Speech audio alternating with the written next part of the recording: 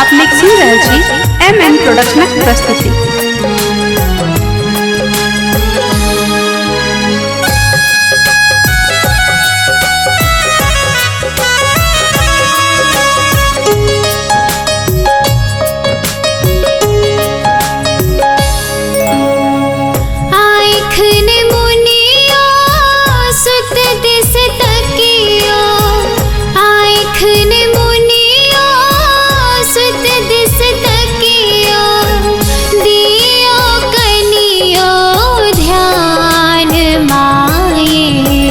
बेकल संतान माये बेकल संतान आँखन मुनियो सुत दिस तकियो आँखन मुनियो सुत दिस तकियो दियो कनियो ध्यान बेकल संतान माये बेकल संतान।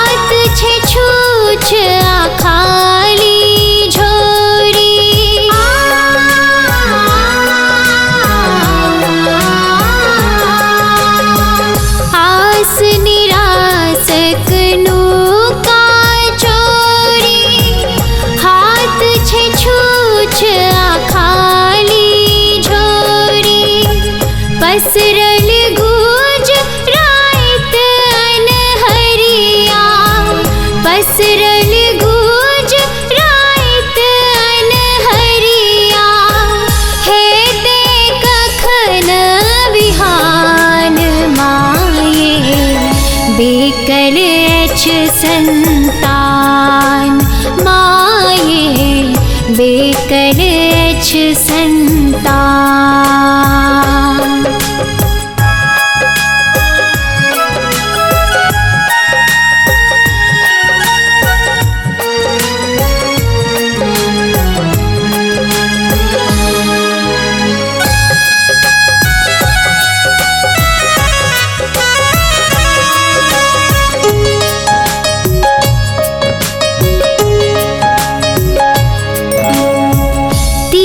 बड़ रौद छे हमरे बखरा ममता भरल आचर के असरा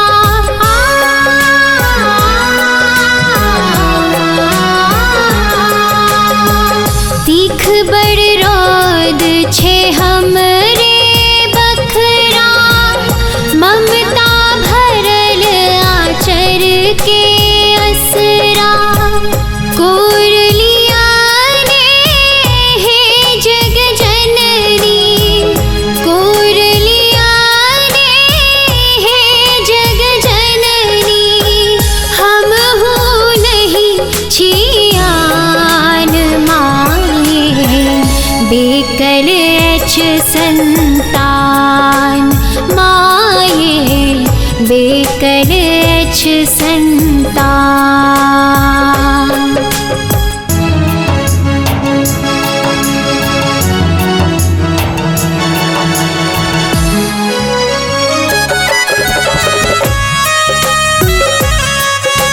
अपने सुन रहल छी एमएन प्रोडक्शनक प्रस्तुति।